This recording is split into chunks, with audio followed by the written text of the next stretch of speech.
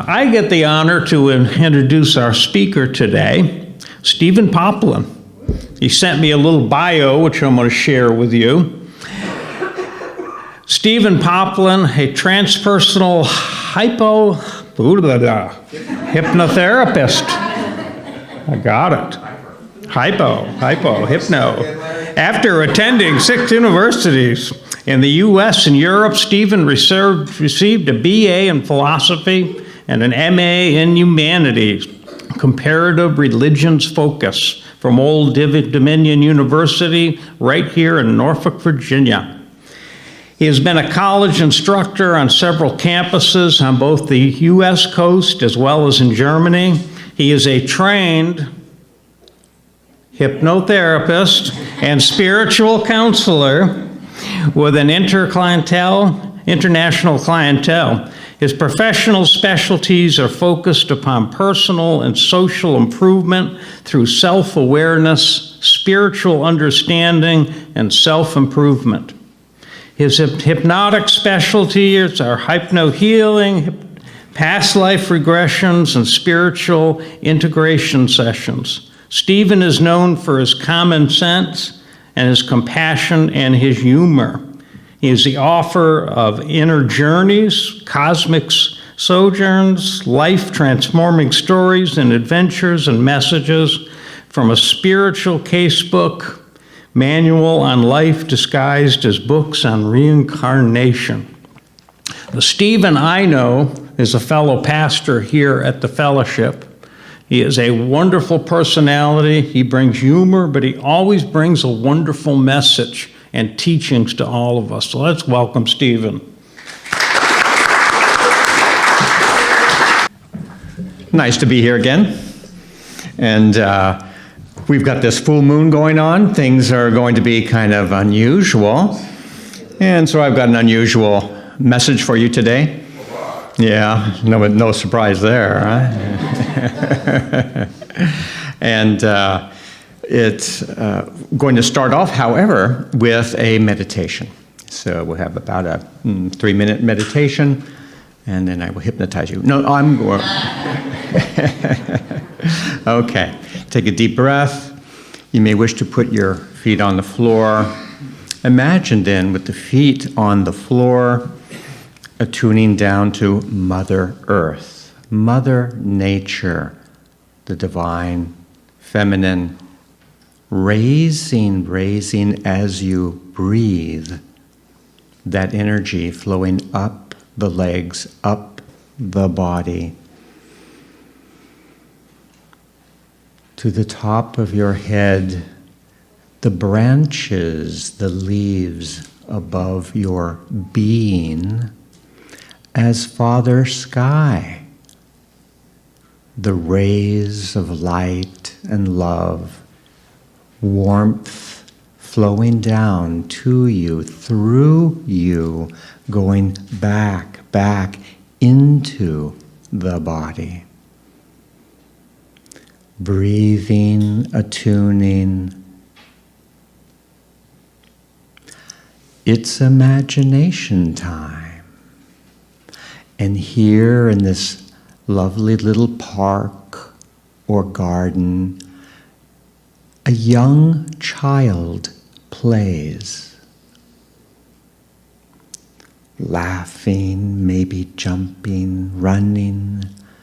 What a delight, that young child, full of promise, curiosity, life abundance.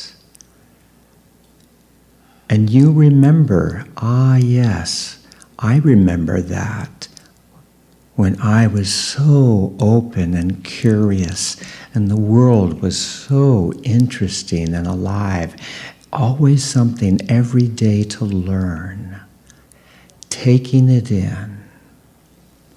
And so, with the next deep breath, take in your inspiration. Honor the inner child.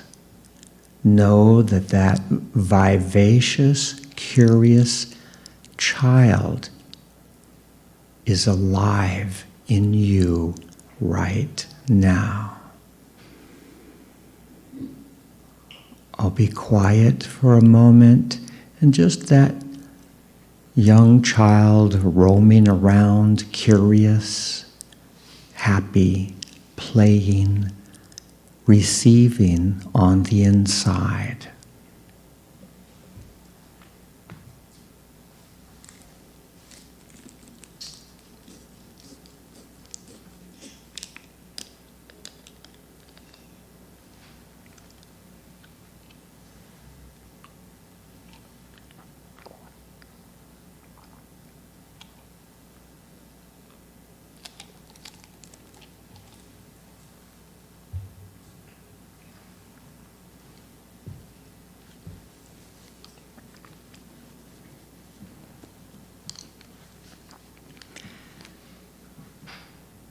And with the next deep breath, bringing the light and love and inspiration back here, back right here to the present time and place.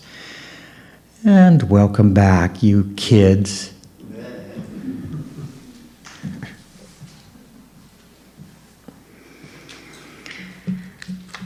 And now for something completely different.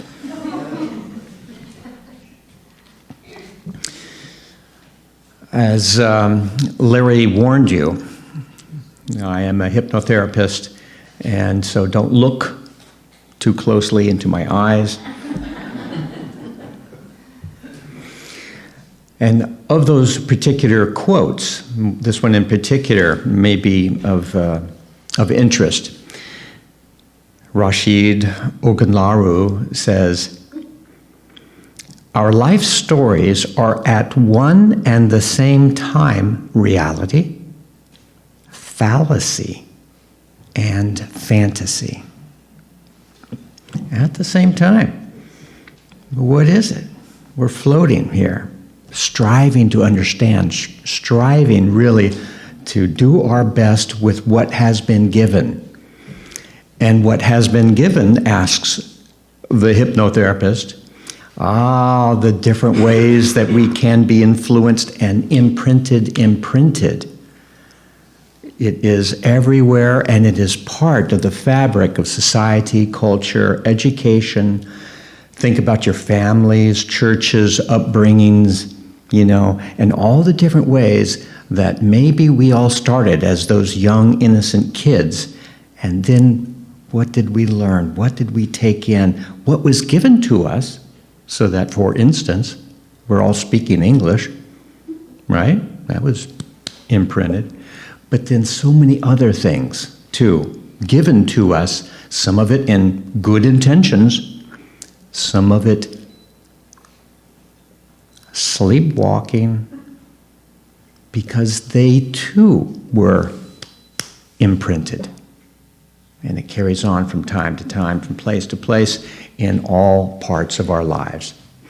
So, the name of this particular talk is The 9 Doors of Suggestion.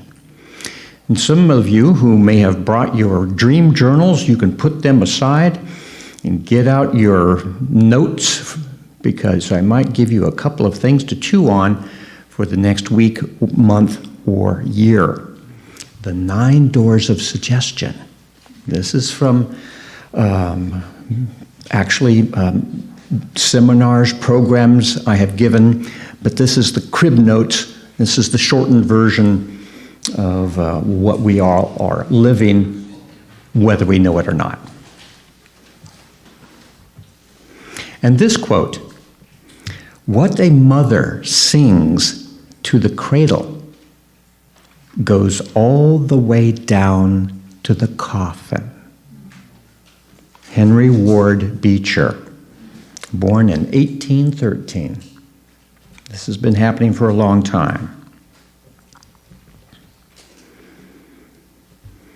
And then Krishnamurti, some of you may know him, he said this, "It is no measure of health to be well adjusted to a profoundly sick society."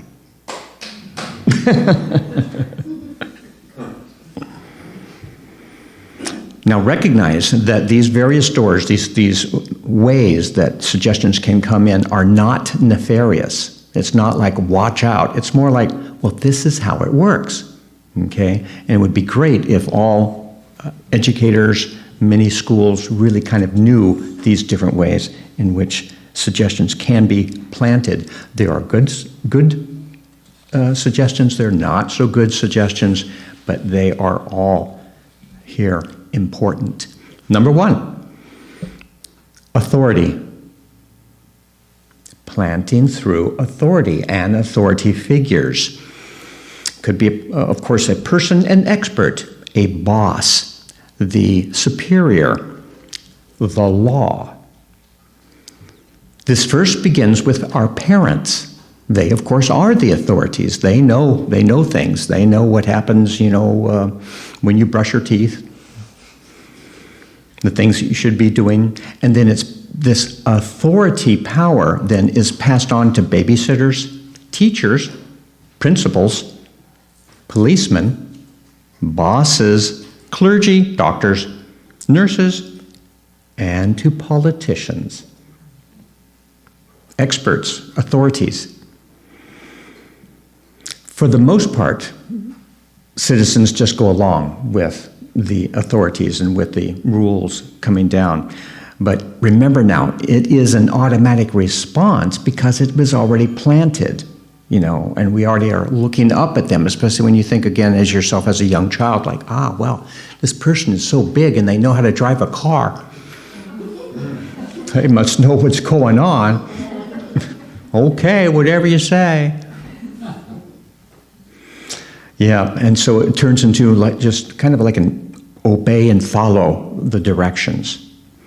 And again, I'm not advocating not listening to authorities.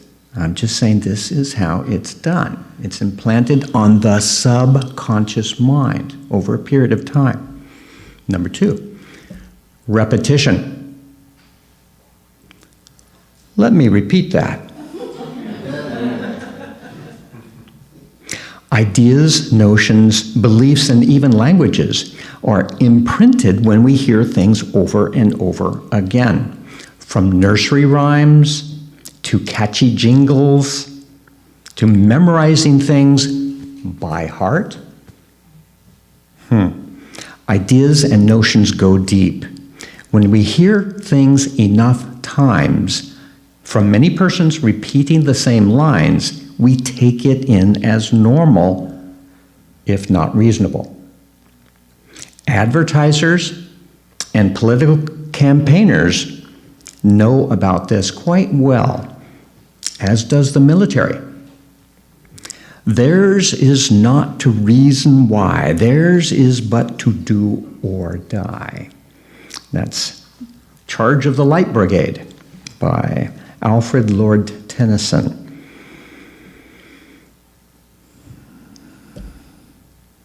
Emotion. Through emotion. When emotions are strong, thinking is not. He was overcome with his feelings. It was a crime of passion. This is usually comprehended or at least sympathized, and even sometimes in a legal sense, in court cases called temporary insanity. She was not in her right mind. Which mind was she in? Cool down and think about it. Sleep on it. Emotions can temporarily shut down the thinking, letting in the reactions, and then comes the responses. Again, suggestions just going into the subconscious mind. Wily salesmen and aggressive leaders are on to this one. Obviously, one way to get support for a war is to elicit strong feelings of patriotism, fear, revenge, and battle excitement, among other emotions. This is playing in the news right now. Then we have peers. And here we are all as peers right here in this room that points towards, again, thinking back, towards conformity. You want to conform, you want to fit in, you want to connect with your peers. Fitting in, being cool or hip. Y'all remember that also from high school. I believe, however, this is kind of an innate protection mechanism that goes way back. I think this is really quite primitive, this sense that, wow, like we should all be in line here. We should be part of a team, probably because that other tribe over there might be a bit dangerous. How do we distinguish them from us? Well, let's all kind of like be a little bit more similar. So here's the peer pressure. We're all like together. Are we together? Yeah. Peer pressure from an authority. That's happening.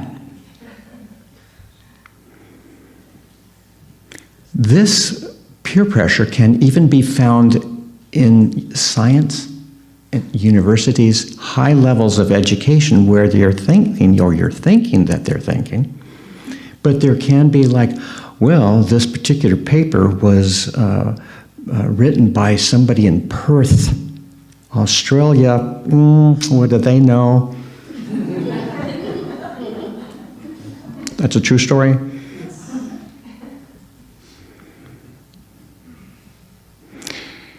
So prejudice is carried on by peer groups with the conformity principle, oftentimes led by a vocal minority. Sometimes those minorities, sometimes dressed up as authority figures, using emotion, pulls the group into groupthink. There we get back to the peers and the peer pressure. It's a uniting principle, and it's uniting but holding back progress on all levels of society. Which reminds me, there was a woman who was celebrating her 100th birthday.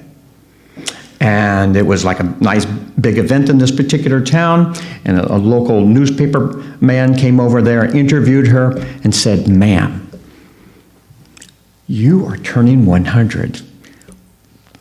Like, well, what's kind of like the best thing about being 100? And she says, "No peer pressure."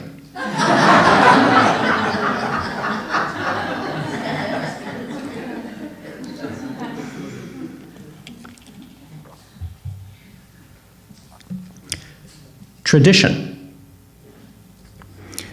Because it's always been done that way. And this is the way it is. It's a tradition. I'm giving this talk, of course, before Thanksgiving, and that is another tradition. And we, of course, heard all the good stories about the wonderful natives who took in the poor Puritans, and then, you know, they didn't know exactly how to be farmers, and they were cared for by these people. What a great tradition, overlooking historical truths about exactly how these two groups of people were actually interacting. It was not a pretty story, but it's tradition. And those who enjoy tradition don't really care about the historical truth. They just say, "I just love my turkey."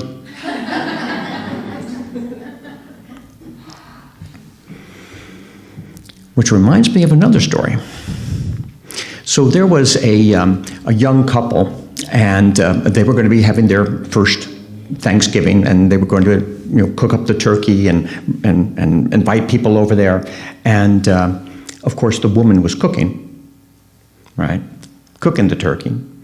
And so she prepared it the way that her mother prepared the turkey. They invited people over, and they all enjoyed it. It was so good, so tasty. And then, one of the family members say, "Well, this is the first time I've come to your family." Remember, this is a couple coming together.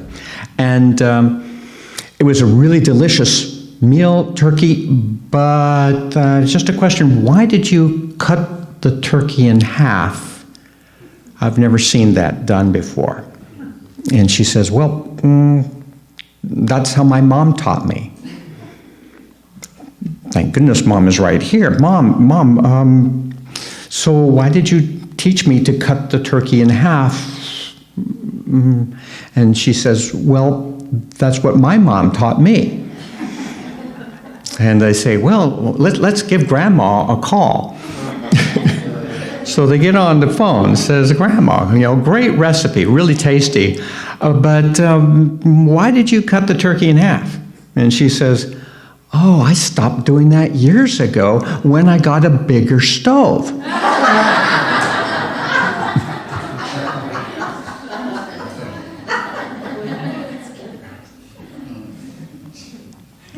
So, just because it, has passed the test of time, it doesn't mean that we have to follow all these traditions.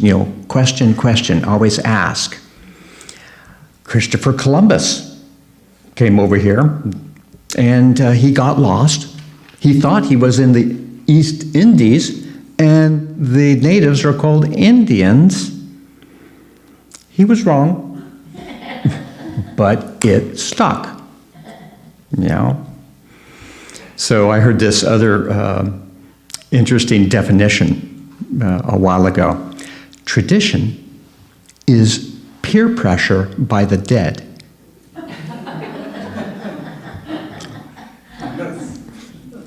It's Halloween. So with traditions, keep the best and throw out the rest. Here's an interesting one called linking. This is an unusual way of having subconscious imprints through linking. It's a complex, unconscious association with a person or a group. This occurs when there is a link or invisible threads of connections to others. Like, oh, you're like your dad. Oh, that's how we do it. So you see how that also fits into tradition.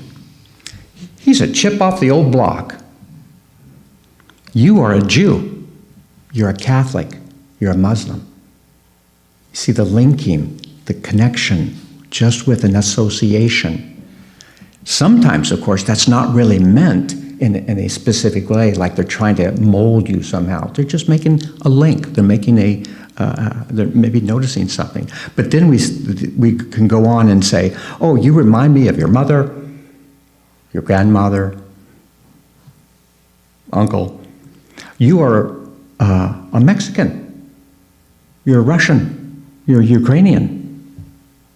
Could be just like an observation or looking at, a piece of information here, but then there may be an unconscious link. And sometimes those connections then go, especially to those growing children, those facile minds, taking it in and saying, wow, well, I am a WASP, white Anglo-Saxon Protestant. But what does that mean? Well, when I started reading up about that, I thought I was a pretty independent thinker, and I said, doggone, I'm a WASP. And got me there.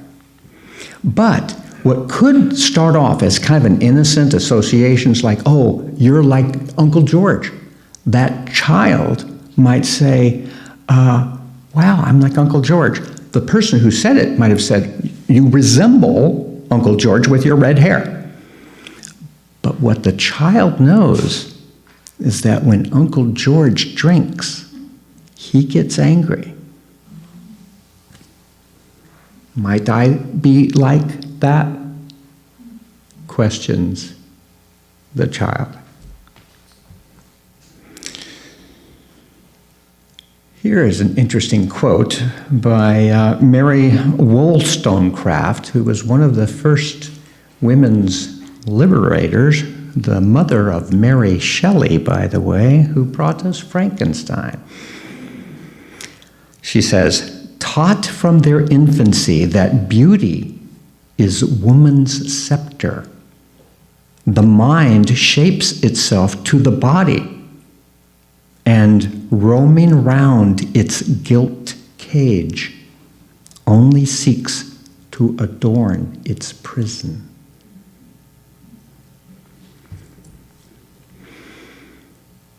Another way that we can be imprinted, another way that suggestions can be implanted is through imagination. And you may have noticed that I used imagination with that little meditation that we had. But with imagination, all things are possible. And the mind instantly sets aside its analytical abilities, and then it can stretch, it can imagine, it can soar. Great visualizations and stories and music and dreams all kind of arrest our conscious minds, allowing things to come in. And the possibilities are really great. Here, by the way, is a quick induction for planting seeds, opening the minds of young children. Here it is. Let's pretend. And then soon the child is in the garden, and there is the fairy queen by the buttercup, and we're going to go to the fantasy ball. And along with that may come some other suggestions. Imagination, just imagine. How fun. Similarly, the word suppose opens up that same way. Oh, suppose. Well, just suppose this. Well, that means it's like possibilities. Wonderful. And it bypasses our conscious minds. New and imaginative suggestions create different possibilities. It's something that you can use. We can imprint our own ideas and things that we really want to have by using our imagination. Then we have the role.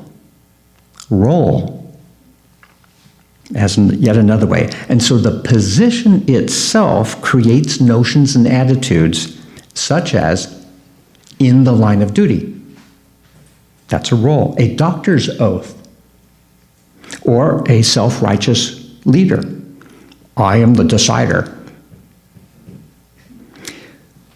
Those who are married or have been married probably have felt even the strong sense of the roles in the institution of marriage. And then you suddenly find that, wow, I'm acting a little bit like my dad since I got married. Where'd that come from? But I'm supposed to be doing certain things because I'm now married. Some people are fooled by their own importance or role. And there are those who get caught in the power of trappings in their positions. And they say, oh, it just comes with the job. It was my duty. I was just following orders. And they figured out in the trials of Nuremberg that that is not a good excuse, but it was a position playing a particular role. It's very powerful playing these different roles. However, with all of these different suggestions, we can say, and what new positive role would I like to play now? Using my imagination, my enthusiasm, my emotions, creating a new role. And now for number 9, it's hypnosis. And hypnosis actually is an agreement between people to move together towards one particular goal or relief or success. Whether that be stopping smoking, whether it be exploring a past life, whether that be dealing with test anxiety, speech difficulties, and things like that. Hypnosis has been used in many, many different ways. It's actually one of the more honest forms of suggestion because it's an agreement. So we know what's going on here. We choose, we're making a contract to do this. And there are several approaches towards a very effective hypnosis in dealing with people. And it involves all of the above ways that I had already discussed, because the hypnotist can automatically be the authority person, use also traditions, fantasy, imagination, emotions, to just like imprint those positive things that you would like to have so that you can have a fabulous life. Who wants a fabulous life? There we go. Imprint, right? And then use self-hypnosis. Oh, yeah, me, I'm in charge. This is what I want. These are the ideals that I want. And with the ideals, you can visualize them, and you're using emotion and imagination. Yeah, so putting it all together. So hypnosis uses three main ways to really get things moving. Number one is through the father or yang approach. And with that, it combines authority, role, emotion, linking, and repetition. Direct commands, emotional directives. If you ever seen a stage hypnosis show, they're pretty fun, but that is a yang approach towards hypnosis. Sleep now. I stopped doing that years ago. But I can get back into it. Then we have the mother or the yin approach. And that's a little bit more an invitation to go into a nice, receptive, hypnotic trance. I ask you, and it combines emotion, imagination, and linking, the invitation to relax yourself into a nice, receptive state. And then the third way that hypnosis works is the indirect approach. And this can include linking peers, emotions, roles, authority, and or imagination. Like, don't think of the pink elephant. There's that guy. Indirect, yes. And the psychiatrist and the hypnotist Milton Erickson was a master of this type of indirect induction. He used metaphor, stories, and confusion techniques in his practice. And occasionally he would get other people to be as actors in a process so that the peer pressure dynamic comes in. He used all of those quite effectively. In fact, there was this one time that a couple came in for sex therapy. Can I talk about that on the church? Okay, yes. And so they come in and they are seeking counseling from him. And so he goes into talking about preparing a meal and cooking, simmering things slowly in a rising hot temperature fire underneath the pot. And he goes on and on talking about this meal, preparing the meal and the nice vegetables and the smells. And then you throw in some spices. Meanwhile, the husband was really getting bored because he was coming in for sex therapy. And this guy wants to talk about cooking. Well, he found out later that night that it worked. And they were cooking. So note that all of these ways bypass the critical thinking dynamics that we all have and It's happening anyway. It's happening all the time. We grew up with all of this, but let's use it consciously. Let's pull our own strings. Let's create fabulous lives because we are in charge of our destinies. Who's into that? Here we go. Bravo, bravo.